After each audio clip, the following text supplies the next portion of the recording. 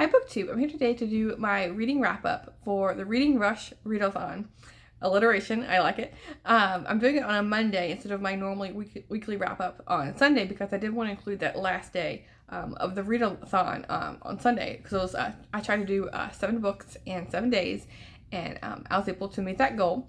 And so this is one of the books I read, Frosty, A Raccoon to Remember. I think I read this one for a book with a non-human character, and Frosty is not human, although he does have a lot of human characteristics.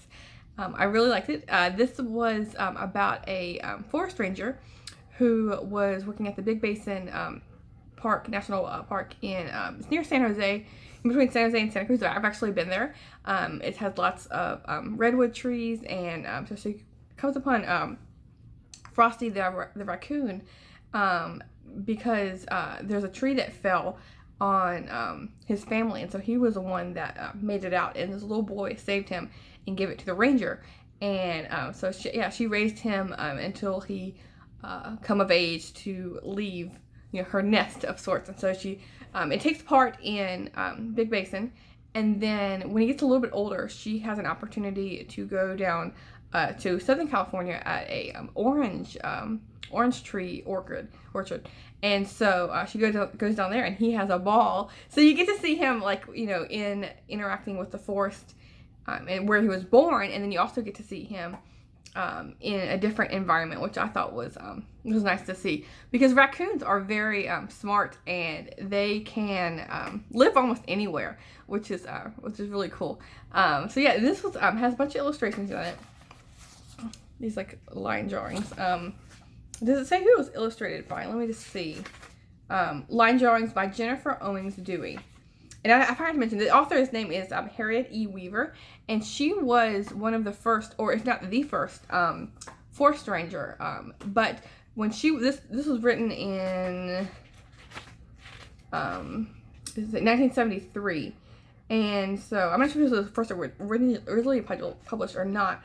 But yes, it says for 20 years, the only lady ranger in California's Big Basin Redwood Park. So anyway, back in that time, women were not considered to be qualified or what to be full-time rangers. They could only be part-time. And so she was a ranger during the summer months, and then she went back to teaching throughout the year. But yeah, anyway, so you get a little bit of her life story, but also you get really nice information about not only Frosty and how he develops from a little, I don't know what you call these, kittens? I'm not sure. You think I would know after reading this book, but I can't remember what you call little baby raccoons. But you also get how what different people were thinking about raccoons, and they're kind of prejudiced. There's some ladies who approached him who were really scared, and thought he was rabid with rabies or something. But yeah, it was so fun to read about his interactions. And then when he was in the orchid, there was he got introduced to a cat who did not like him at all, barely tolerated him, and then a Scotty dog, a Scotty dog, and he at first he's like, no, this guy is not allowed in my house. But then they slowly warmed up, and then they became best of buds. But Frosty was very, very smart and loved to tease the dog, which it kind of reminded me, if any of you have seen Pocahontas, the Disney cartoon movie, where Miko the raccoon is constantly pestering the pug dog, and stealing his food and all sorts of stuff. And so he really reminded me of that, interacting with the Scotty dog. So anyway, long story short, I really liked it. I tend to enjoy these types of books, and because I love learning about all the wonderful critters out there. So yeah, this was a really nice read. And I also read a romance book, Robin Carr's Wildman Creek, a Virgin River novel, and this is about Colin Riordan, and he's coming to recuperate from a helicopter crash. And then the woman's name is Jillian Matlock, and she is in the area as well. And because she was kind of fired from her job in a corporate we're kind of getting a break from this corporate environment, and so she decides to leave and go to this really nice like vacation area. It was a really nice cover. This is what really drew my eye. I'm looking through the books was this really pretty cover. So anyway, she goes to this area, so she decides to garden, kind of just like relieve that stress, this like high corporate environment she was in, and so she gets into a relationship with Colin, who is this very almost like a dash devil. Like I think he's really like taking risks. He was like this. He was in a helicopter crash, but he's like he really has like a wandering soul. He likes to travel and do like extreme things, and he has a motorcycle and all that kind of stuff. But anyway, I didn't really care for the story that much. It was just okay. I don't know, maybe it's just the characters. I didn't really, I don't know, found myself really enjoying reading with the characters. And so I think, especially for a romance, you have to like the characters. You're in, it's mainly like those two people you're reading about. And yeah, it was just okay. But I have like a couple of other Robin Carr's books, but maybe just not this series is for me. But yeah, I read this one. And then I read Binti Home by Nadia Okorafor, and this is book 2 in her series. And this one, it says, it's been a year since, I don't want to spoil anything, so I'll just read what's on the back. It says, it's been a year since Binti and the Medusa Aqua enrolled at Umza University. And so that first book is all about her travel from her hometown to this university. And it's mainly focused on how Binti is the first of her group of people who go to this university, and so how people from her hometown kind of like spurn her almost, because like you're going away from the community that she's known her whole life, and then the people she's traveling with also consider her an outcast because she's so unique and different from everyone else who normally attends the university. And she has this whole adventure to get there. It's really fast paced, and it's like, I don't know, like less than 100 pages, and so you just fly through. This one is a little bit longer. Let's see how many pages this one is. It's 164 pages. So it's almost, looks like 1.5, the size. So this one is, it has more in it, of course. But I found it not as gripping as the first one, even though the first one, it went so fast. I wanted a little bit more in there, because you just like fly by it and you don't really, I don't know, I want more out of it, because I was really enjoying it, so I wanted to learn more, and so I was happy to pick up book 2. But book 2 just didn't have, I don't know, I just wasn't enthralled as much. So anyway, go back to what the description says. It's been a year since Binti was declared a hero. Oh, this is gonna spoil anything. I'll shush there. Anyway, she's like the main character in book 1. So yeah. I won't say anything more. I hopefully I didn't spoil anything saying that. But anyway, yeah, this was just okay for me. I'm not sure if I'll pick up book 3, but I really did enjoy book 1. So yeah, you should give this series a go and see what you think of it. And so the next one, a physical book I read, was In the Company of Bears by Benjamin Kilham. And this is all about his experience with black bears. And there's a couple pictures in the middle of his some photography pictures of black bears, and there's see if I can find one where he's actually like sitting with the bears, because he actually raised, here's some, he's like it's a bear, and there's one up here. So this is all about how he is in New Hampshire in the mountains, and he's like rehabilitating bears who are orphaned, black bears who are orphaned. And so he raises them till around 18 months and then re-releases them into the wild. But the bears still consider him to be their mother, and so he can still approach them, like years later, and they, they don't like ambush him and like try to kill him. They recognize him as being like their mother, and so I thought that was very interesting.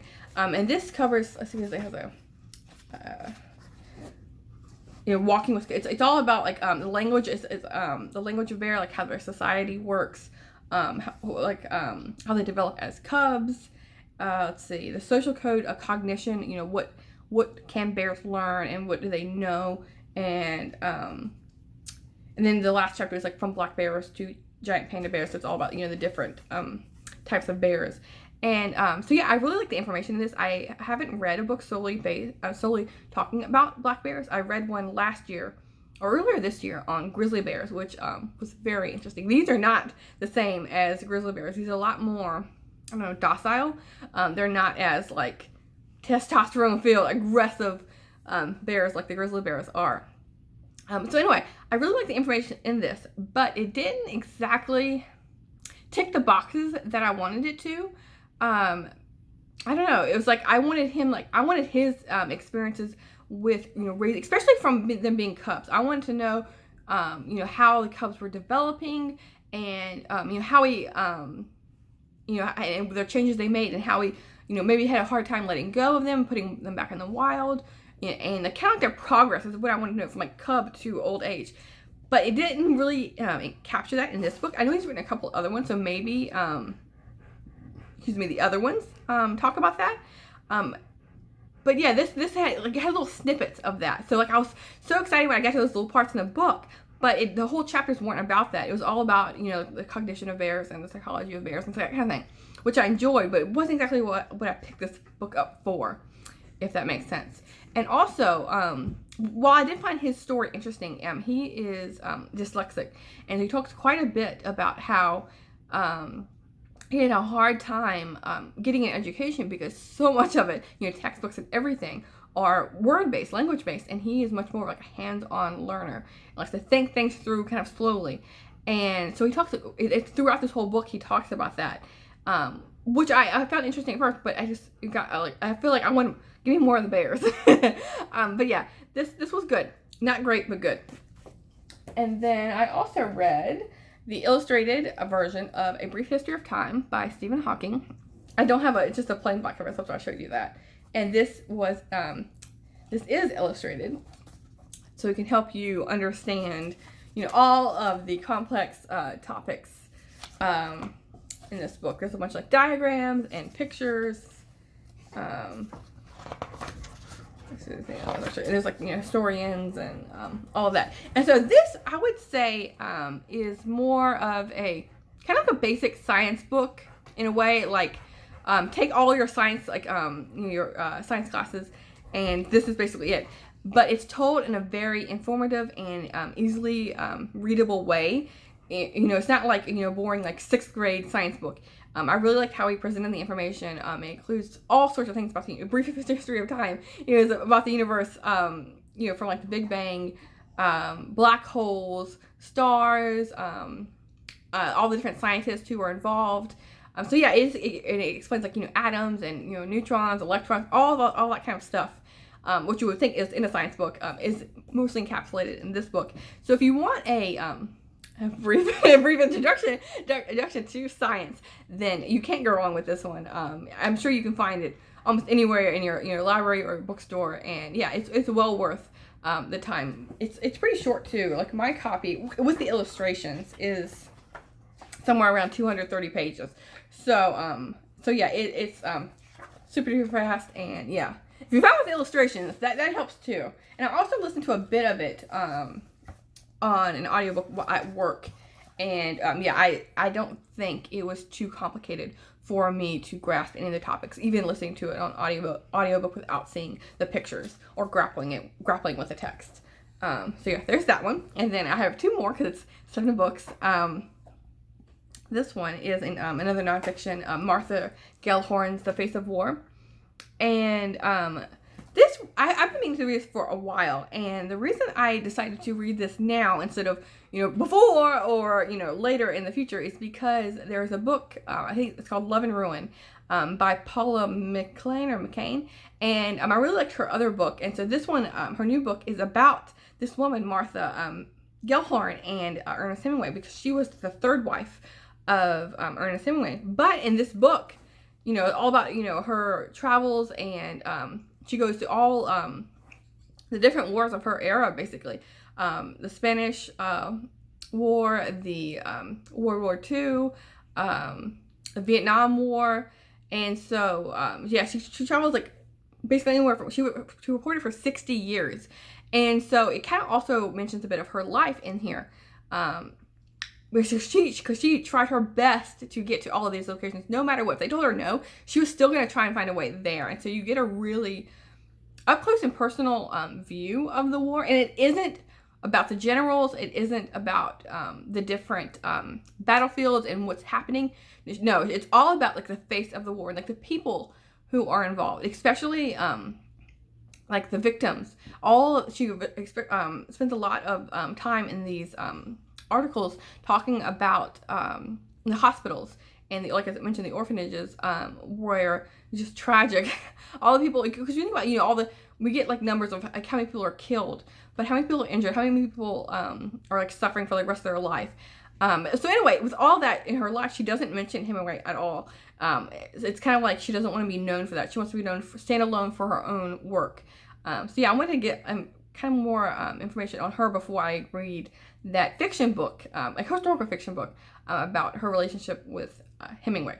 And so yeah, she is a really good journalist. She is an award for journalism named after her, and she's written quite a few books. This is one of her, like I think 3 or 4 books that she wrote. And yeah, she was in I'm not sure which newspaper she was published in, but yeah, she's a well-known name. So yeah, there was that one. And then the last one, a lighter tone book, was the one I read for the book to movie adaptation. And this is To All the Boys I've Loved Before by Jenny Han. And this is all about what's her name? Laura Jean, and how she anytime she encounters she's in high school in this book, but anytime she encounters a boy, I think from like middle school on, that she develops a crush on, she decides to write a letter. Instead of like expressing her feelings to them, she puts it all in a letter, so she doesn't have to have any confrontation, or just keeps the thoughts to herself. And so she keeps them all in this box, and then somehow they get mailed out. Because I guess she wrote the address on the envelope, and so they get mailed out. And so that's how the book starts out, with her like being super embarrassed, and how is she going to confront all of these boys who now get to learn her secret thoughts of them.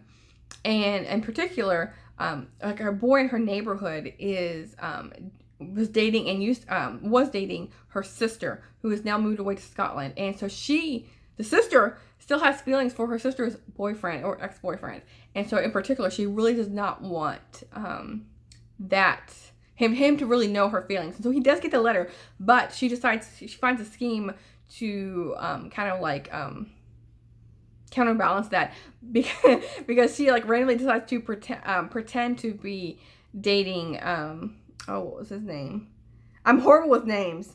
Josh was a neighbor, but was it Peter or something? Oh, I can't remember.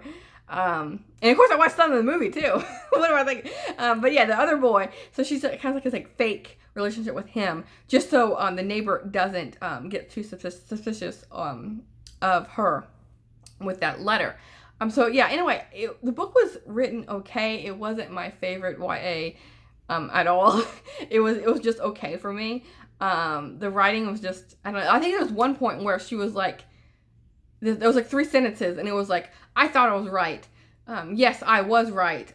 Didn't he think I was right? Something like that. It was like, was one, like 3 sentences in particular, back to back to back, and I was like, you couldn't find a better way to express it. I know like some teenagers can think this way, but and also thinking of teenagers, she didn't come across as a high school student. I thought she came across like 13 or 14 years old, 14 at the oldest, really, because yeah, I don't know, just her mind frame and the way she expressed herself, just it came off very young, not at all like a 17-year-old girl that a girl would.